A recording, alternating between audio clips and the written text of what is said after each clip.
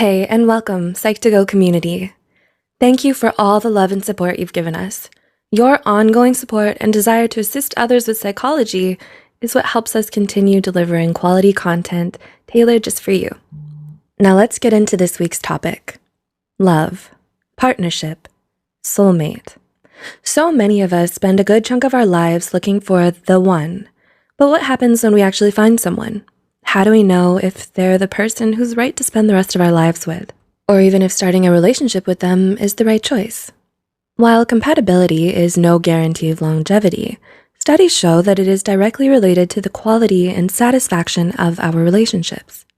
Simply put, the more compatible you and your partner are, the happier you're likely to be with them. Everybody has their own ideas about what qualities and traits their dream partner should have. But rarely do we ever find someone who's a perfect match. Instead, we learn to compromise where we can and grow to love people in spite of their flaws and imperfections. However, it can be hard to differentiate normal differences from incompatibility. So, if you're wondering whether or not you and your significant other are incompatible, here are 7 telltale signs that you probably aren't right for each other. 1. You don't get each other. Right from the get-go, this can tell you a great deal about how good of a match you and your partner make. If you have a hard time understanding how they're feeling, what they're thinking, or what they need, then they might not be the one for you, and vice versa. It's better to be with someone you can be in sync with, someone who picks up and understands your nonverbal cues. They can discern your tone of voice and get what you're trying to tell them. Otherwise, miscommunication and misunderstandings can pile up in your relationship. 2. You're too different from each other. While it's technically true that opposites do attract, every solid, healthy couple should share at least a few similarities with their partner. This doesn't mean having to like all the same music or movies that they do, or even share the same hobbies as them. In fact, it can even be refreshing to be in a relationship with someone radically different from yourself. Sadly, though, the excitement won't last forever.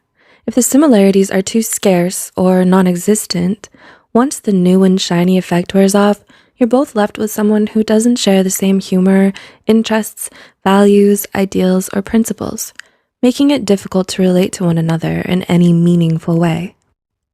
3. You try to change each other, not grow and learn together. The hallmark of any strong, healthy relationship is having a partner who gives you the drive and motivation to change for the better. And that's the point. It must be something you want for yourself. Your idea, not theirs alone. Despite your partner expressing irritation or dissatisfaction with the current you, it's generally ineffective and not sustainable if you're forcing change on yourself solely because they want it and you don't.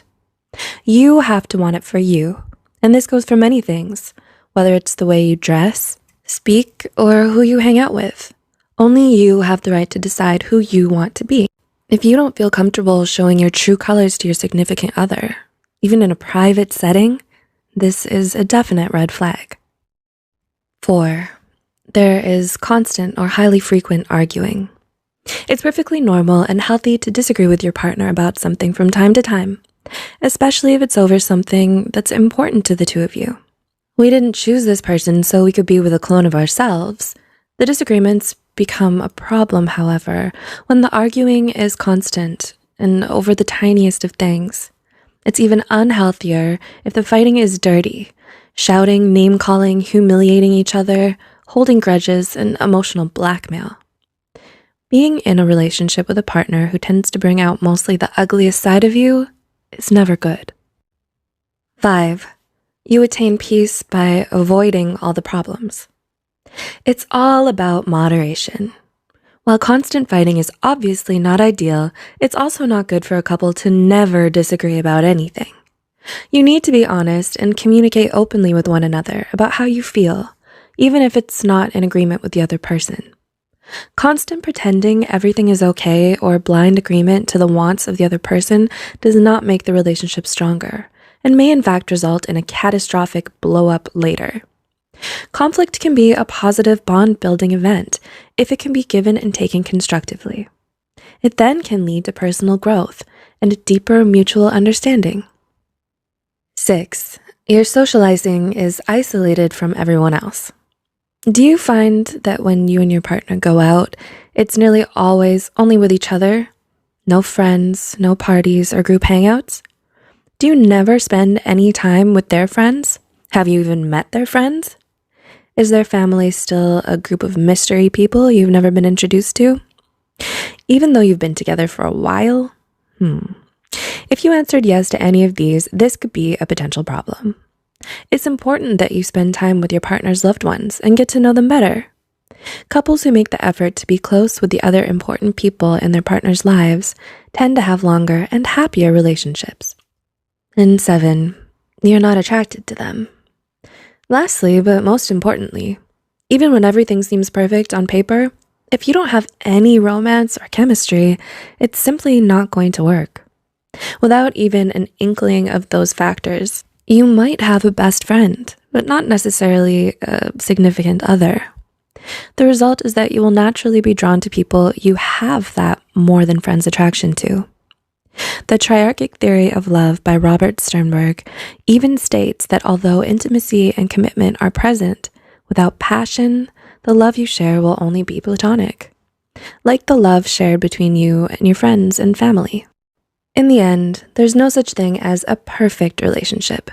Everyone has doubts or disagreements at times with the person they love.